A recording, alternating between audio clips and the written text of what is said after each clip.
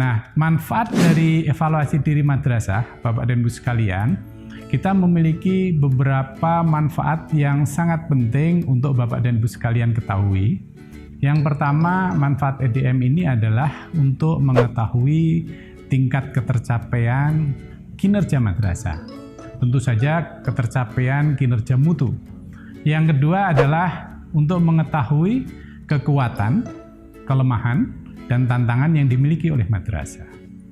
Yang ketiga, untuk mengetahui peluang untuk memperbaiki mutu pendidikan, menilai keberhasilan, dan melakukan penyesuaian program-program yang ada. Yang keempat, untuk mengetahui jenis kebutuhan yang diperlukan untuk perbaikan mutu madrasah. Yang kelima, dapat mengidentifikasi program kegiatan prioritas bagi peningkatan kinerja mutu madrasah. Selanjutnya, manfaat EDM ini juga akan dijadikan sebagai bahan penyusunan RKAM. Nah, Bapak dan Ibu sekalian, prinsip-prinsip penyusunan EDM ini perlu diketahui oleh semua warga madrasah. Yaitu yang pertama, EDM ini harus dilakukan secara rutin setiap tahun. Jadi bukan semata-mata dilakukan hanya karena ada keinginan tertentu.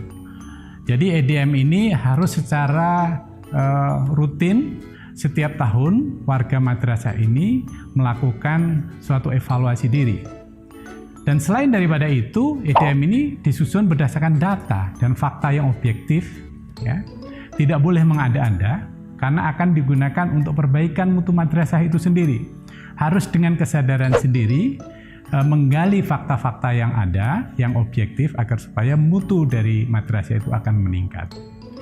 Yang ketiga, Bapak dan Ibu sekalian, prinsip penyusunan EDM ini harus terbuka kepada semua warga sekolah untuk diketahui oleh semua pihak, baik oleh kepala sekolah, guru, siswa, orang tua siswa, dan komite madrasah. Yang terakhir, Bapak dan Ibu sekalian, EDM ini dilakukan secara online atau semi-online bagi madrasah tertentu yang nanti memiliki kendala terhadap fasilitas-fasilitas internet, maka madrasah memberi kesempatan untuk dilakukan secara semi-online. Kita mengharapkan tentu saja suatu saat semuanya bisa melakukan secara online. Bagi daerah-daerah yang mengalami kesulitan, maka madrasah masih bisa mengakomodir dan memfasilitasi bagaimana nanti agar supaya EDM itu tetap bisa berjalan.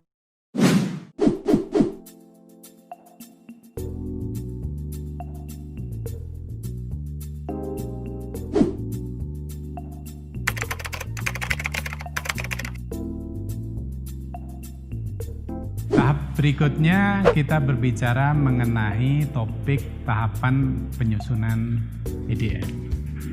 Yang pertama-tama perlu dilakukan adalah pembentukan tim penjaminan mutu yang dieksekusikan oleh kepala madrasah. Siapa anggota dari tim penjaminan mutu atau TPM tersebut? Penanggung jawab adalah kepala madrasah. Ketuanya dipilih salah satu wakil kepala madrasah. Sedangkan anggotanya merupakan perwakilan guru, perwakilan komite madrasah, perwakilan orang tua siswa di luar komite madrasah, dan perwakilan OSIS. Nah, jika diperlukan, Bapak dan Ibu sekalian, madrasah juga dapat melibatkan tokoh masyarakat atau tokoh agama di luar komite sekolah. Selanjutnya, TPM melakukan sosialisasi.